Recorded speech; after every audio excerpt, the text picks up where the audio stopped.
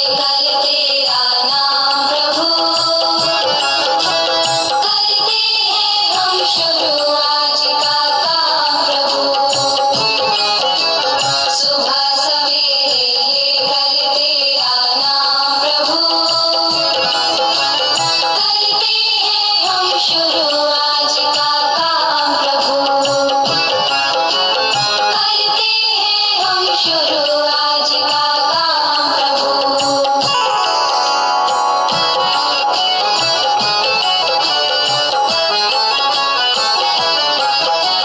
शुद्ध भाव से तेरा ध्यान लगाए हम,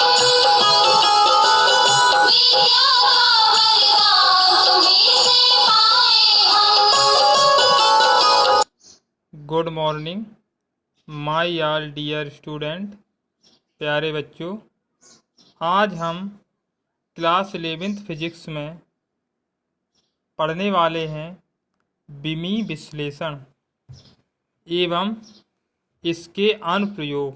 बिमी विश्लेषण एवं इनके अनुप्रयोग एवं इनसे संबंधित दोष अथवा इनकी सीमाएं। श्रीमती पार्वती देवी बालिका इंटर कॉलेज से मैं स्वतंत्र सर आपको प्रतिदिन की बात आज भी इस टॉपिक पर पढ़ाने वाला हूँ। तो देखिए, बिमी विश्लेषण होता क्या है। बिमी विधि से भौतिक परिघटनाओं का अध्ययन, बिमी विधि से भौतिक परिघटनाओं का अध्ययन ही बिमी विश्लेषण कहलाता है। जैसा कि आप देख रहे हैं आपकी स्क्रीन पे जो देखिए डेफिनेशन, इससे समझ सकते हैं कि जो बिमी विधि से भौतिक परिघटनाओं का अध्ययन होता है उसे हम बिमी विश्लेषण कहते हैं। जो बिमी विश्लेषण के हैं प्रमुख उपयोग होते हैं वो निम्न प्रकार होते हैं जिन्हें हम समझ सकते हैं। पहला होता है भौतिक राशियों के मात्रक को द्वितीय पद्धति के मात्रक में परिवर्तित करना। किसी एक पद्धति के मात्रक को दूसरी पद्धति के मात्रक में चेंज कर देते हैं इसकी सहायता से। दूसरा होता है भौतिक राशियों में दिए गए किसी संबंध की सत्यता परखने में कि इन भौतिक राशियों में क्या संबंध है, उनकी संबंध की हम सत्यता को परख सकते हैं। तीसरा जो होता है वो होता है विभिन्न भौतिक राशियों में संबंध स्थापित करने में, किसी दूसरी जो भौतिक राशि है उसमें हम संबंध स्थापित करें। तो अगर हम बात करें पहले की, पहले क्या है, भौतिक राशि के मात्रक को द्वितीय पद्धति के मात्रक में परिवर्तित करना। होता क्या है इसमें कि जो हम वैसे हम पढ़ चुके हैं, पहले भी जानते हैं कि किसी भी भौतिक राशि के आंकिक मान तथा उनके जो संगत मान होते हैं उनके मात्रक का गुणनफल जो होता है वो एक नियतांक होता है। किसी भी भौतिक राशि के आंकिक मान तथा उनका संगत मात्रक का गुणनफल उसका एक नियतांक होता है।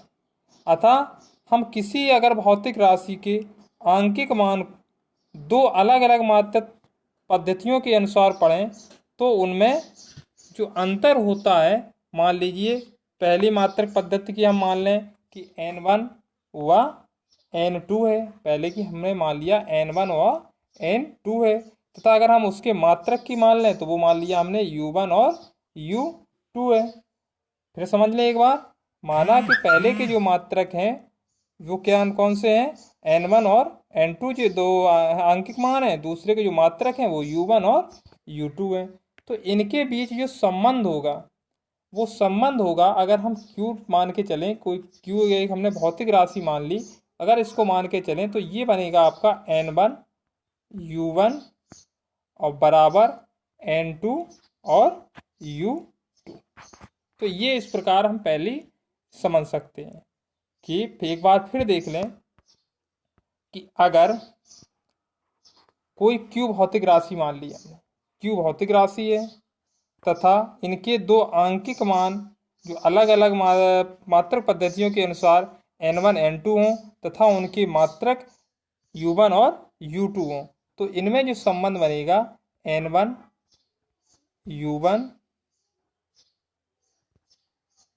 u1 बराबर n2 और u2। तो इस प्रकार ये पहली जो प्रयोग होता है, इस प्रकार इनका हम प्रयोग करते हैं। इसके बाद आगे भी इसकी हम डेरिवेशन करते रहते हैं आगे। जो दूसरी होती है भौतिक राशियों, दिखाई दे रहा है, ये दूसरी है भौतिक राशियों में दिए गए किसी संबंध की सत्यता परखना।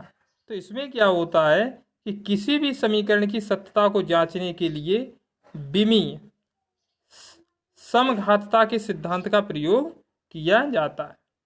इस सिद्धांत के अनुसार कोई भी भौतिक समीकरण तभी विमीय दृष्टि से सत्य होगा जब समीकरण के दोनों पक्षों के प्रत्येक पद की विमा समान हो। अर्थात हम कह सकते हैं कि किसी समान प्रकृति की भौतिक राशियों को ही परस्पर जोड़ा या घटाया जाता है। जैसे हम सोचें कि बल से बल को जोड़ सकते हैं, वेग से वेग को जोड़ सकते हैं। अगर सोचें कि वेग से हम बल को जोड़ दें तो ये नहीं हो सकता। तो इस प्रकार ये इसका दूसरा होता है। जो तीसरी होती है विभिन्न भौतिक राशियों में संबंध स्थापित करना। इनमें क्या होता है कि यदि किसी भौतिक राशि के विषय में यह ज्ञात करना है कि वह किन किन राशियों पर निर्भर करती है, तो हम उन राशियों की विमाएं लिखकर उनके बीच संबंध स्थापित कर सकते हैं। लेकिन इस विधि में एक दोष भी होता है कि इसकी सहायता से समीकरण में आने वाले नियतांकों के मान ज्ञात नहीं किए जा सकते। जो इसके कॉन्स्टेंट होते हैं, नियतांक होते हैं, उनके हम मान ज्ञात नहीं कर सकते। तो इस प्रकार ये हमने पढ़ा कि विमीय विधि से भौतिक परिघटनाओं का अध्ययन ही विमीय विश्लेषण कहलाता है। विमीय विश्लेषण के जो प्रमुख उपयोग हैं वो भी हमने समझे। अब देखें कि विमीय विश्लेषण के दोष कौन कौन से हैं, अर्थात इनकी सीमाएं कहाँ तक हैं, कहाँ तक इनकी सीमाएं बंधी हुई हैं। यद्यपि विमीय विश्लेषण के विभिन्न भौतिक समस्याओं का सरल रूप से समाधान किया जा सकता है, लेकिन इनकी भी कुछ सीमाएं हैं। जैसा कि पहली सीमा है इनकी, दी गई भौतिक राशि की विमा अद्वितीय नहीं हो सकती, क्योंकि विभिन्न राशियों की विमा समान होती हैं। जैसे एग्जाम्पल में दिया जा रहा है ml² t-2 किसी भौतिक राशि का विमीय सूत्र दिया है, तो यह कार्य, ऊर्जा, बल आघूर्ण का भी विमीय सूत्र हो सकता है। मतलब अद्वितीय नहीं हो सकता, दूसरा भी हो सकता है। दूसरी इसकी एक और सीमा है, विमीय विश्लेषण के द्वारा अनुक्रमानुपाती विमाहीन नियतांकों का मान नहीं ज्ञात किया जा सकता। जैसे के का आंकिक मान नियतांक, के का मान नहीं लिया जाता, इसको हम नियतांक ही मानते हैं। इसी प्रकार जो तीसरी है इसमें है विमीय विधि का उपयोग गुणनफल से प्राप्त होने वाले अन्य फलनों के अतिरिक्त फलनों को व्युत्पन्न करने के लिए नहीं किया जा सकता है। यह विधि असफल हो जाती है जब कोई भौतिक राशि दो या दो से अधिक राशियों के योग व अंतर द्वारा व्यक्त होती है। तो इसकी भी एक सीमा होती है। अगर हम चौथा देखें पॉइंट, तो इसमें विमीय विश्लेषण के द्वारा लघुगणकीय, चार घातांकीय, त्रिकोणमिति आदि पद वाले समीकरणों का विश्लेषण नहीं हो सकता है। अगर हम पांचवा देखें तो इसमें यदि कोई भौतिक राशि 3 से अधिक राशियों पर निर्भर करती है तो विमीय विश्लेषण की विधि से सूत्र को व्युत्पन्न नहीं किया जा सकता। तो इस प्रकार ये निम्नलिखित इसके दोष हैं, इनमें ये विमीय विश्लेषण विधि काम नहीं करती। तो आज हमने विमीय विश्लेषण की दोष और सीमाएं पढ़ी। इसी के साथ हमने अपना दूसरा चैप्टर मात्रक और मापन समाप्त किया। अब नेक्स्ट इसके जो न्यूमेरिकल है, न्यूमेरिकल सॉल्व करने के बाद जिसका जो नेक्स्ट है तीसरा अध्याय सरल रेखा में गति शुरू करेंगे।